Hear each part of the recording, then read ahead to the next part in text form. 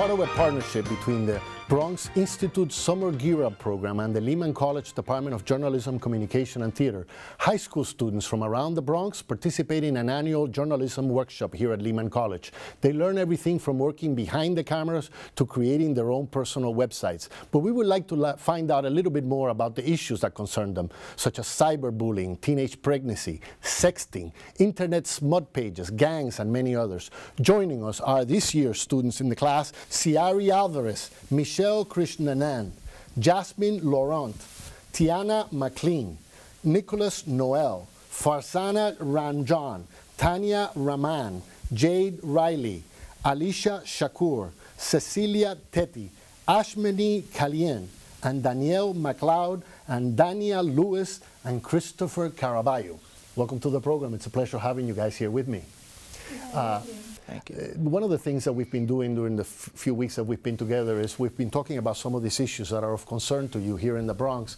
And I have a whole list here of the topics that you wanted to discuss. One of the topics that was of importance to you was cyberbullying. What is cyberbullying? Tell me about that, and why is it a big deal nowadays? Cyberbullying is a bad thing throughout the world, because a lot of people on the internet, such as socializing websites, Facebook, MySpace, Twitter, are being bullied by kids who write threatening messages, and people be getting threatened every day 24/7, and people be blocking other people on Facebook, people sharing their identity on Facebook. And so it's basically using Facebook and other social networking media to put pressure on other people, to be nasty to other people? Is that what it is, cyberbullying? Exactly. Okay. And in order for you to deal with this problem, you would have to report it to the police, or if you have a friend from school who's cyberbullying you, you have to go to the dean's office and print out the message from the social networking website. You print out the whole message, and once you get the whole message, the dean will call your school, and the police will come in, and the parents will take care of it. Okay, who else has had an experience with cyberbullying? Go ahead. Well, one thing about cyberbullying is that really stands out in my mind. Like, it mostly is about the people who are at your school. They know your website and stuff, and it comes home with you. You can't just leave it there, and you don't have your parents to be home and comfort you about it. And when you go home, you turn on your laptop, it's there, and you're like, what is happening to me? But it's cyberbullying. Clear me up here, because I'm a little bit confused. Is cyberbullying different than sexting? Because sexting is also a problem that you guys wanted to talk about, and that's people who expose themselves on the internet. But cyberbullying is really done by other people against you. Is that right? As opposed to sexting, you doing it basically to yourself by exposing yourself. Is that the difference? Yes, you are. Okay. So who else wanted to talk about sexting and cyberbullying? You did? Okay. There's a movie out about cyberbullying. In the movie, the girl, she gets cyberbullied by her own best friend. And in real life, this really does happen, because I heard a lot of reviews that it's exaggerated and that's only for white kids. I heard a lot of negative things, and it's not true, because right here in the Bronx, I have friends who are Hispanic and black. They've been cyberbullied, and they've wanted to even commit suicide over it, because people make light of it, but it's a very serious issue. But when you say they get cyberbullied, what did they do to them? Well, my friend, they told her all crazy stuff, like, because she's really... They make up things about these people? Okay. She's really skinny, so they like, and she's very sensitive. They call her a whole bunch of names. I see. And she really can't take stuff like that, so it really bugs her to no end. Mm-hmm. Okay, another issue that you guys wanted to talk about was teenage pregnancy. And I'm sure that you probably know somebody who has gone through this problem, or got started a little bit too early. And please, who wants to talk about teenage pregnancy? Let's start back there. What I want to say about teenage pregnancy is I feel like it's a topic that's very overrated, and I feel like many look at it as taboo, but it's not very taboo, because some people say that teenage pregnancy, people that have gone through it, that they come from dysfunctional families or they cause dysfunctional families. But the truth is, some teenage moms might turn out better than married women, because I've seen married people in relationships and it can be just as bad as a teenage relationship. There is no difference from a girlfriend and boyfriend that fight compared to a married couple. You know, it's just a piece of paper and a ring that separate them. No, but don't you think that the married couple who has had a few more years of experience made, you know, the criticism against teenage, you know, having teenagers having kids is that, look, these are kids raising kids. Well, they should be a little bit more mature. I'm not saying that's my opinion, but that's the argument. Well, the idea is that I've met a lot of parents that aren't mature themselves. You can be an adult, let's say 25, 35, you can be 65, but you can still be a child. So you can't say that a 15-year-old is a child based on a number. You know, it's like taking a test. It depends on the person. Yeah, it depends on the personality, it depends on the level of maturity, you know. Who knows, a 16-year-old might be a good mother, because I've met 40-year-olds that aren't good parents, you know. So you can't say that a teenage pregnancy is a bad thing and look at it as taboo, you know. We all have to treat people equally because, you know, all things being equal, they're not. It may not be a bad thing, but is it burdensome to have, you know, you're still in high school, you haven't graduated, and you have a child to raise? Is that a problem? Yes. I feel like teenage pregnancy isn't that good because they have issues trying to support the child, and they're only of teenage age, and it's hard for them to even find a job now because of the fact that the economy is so bad.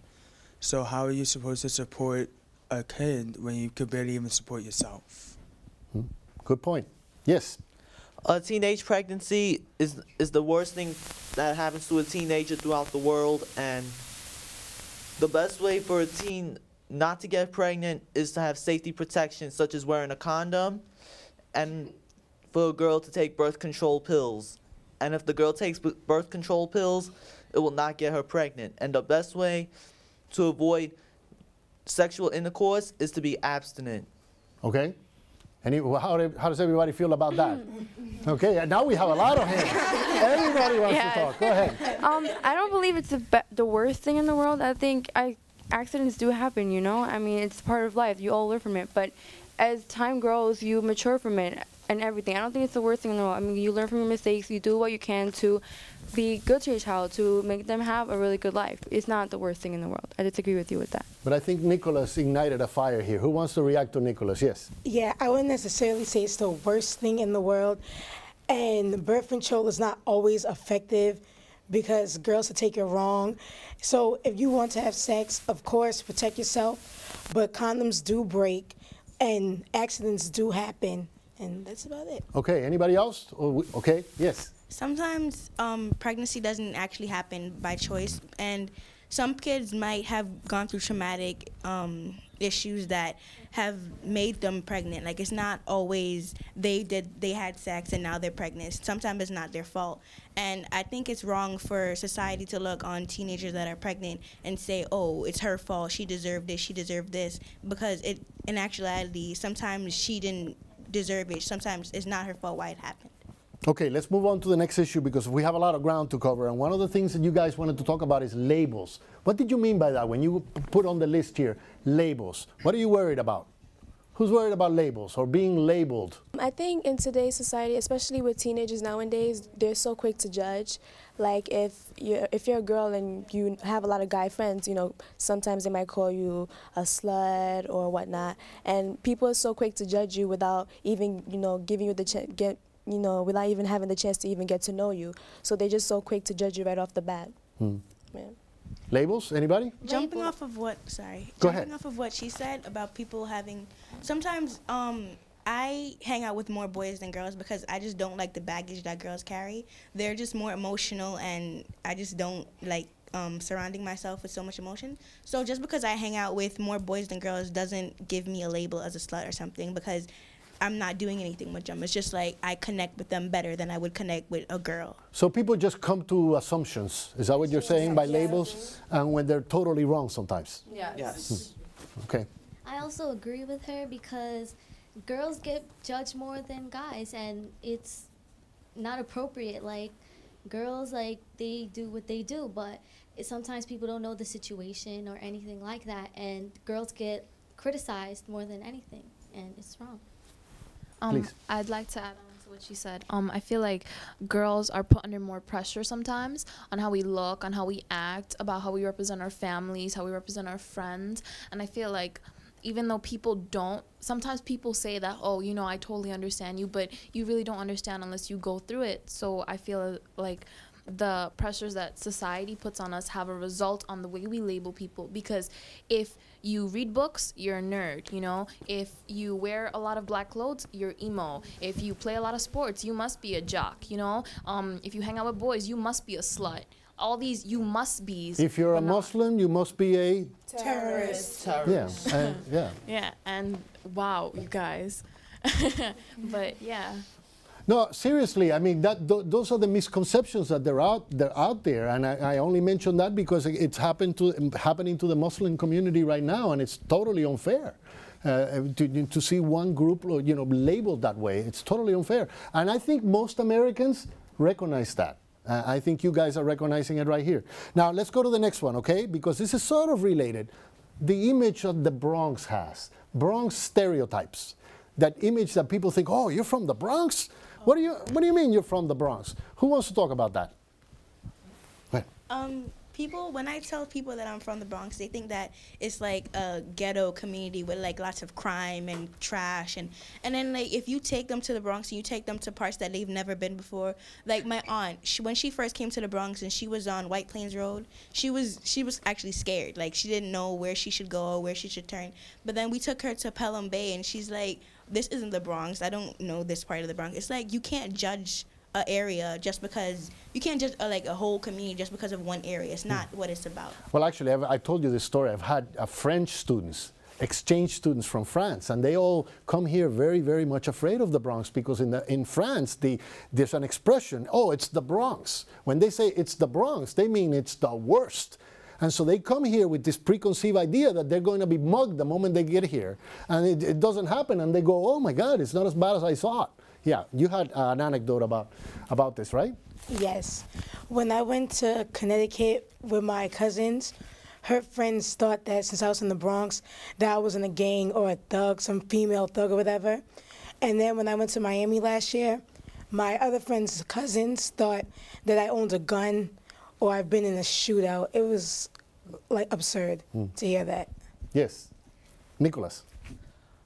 When I'm in school every day, when it was the first day eventually, my friend had asked me where am I from. I told him I was born and raised in the Bronx, and my friend told me that I'm not really from the Bronx, that I am from Trinidad and Tobago, but that kind of hurt my feelings is because I am not really a Trinidadian born in Trinidad with my parents. Well, which really is my ancestors that were born there. Except for me, my brother and sister, we were all born in New York. And I was born in the Bronx by Lincoln Hospital, and the other two was born in Metropolitan. So some people think I'm a black person, but I just don't take an answer for it. I just ignore it.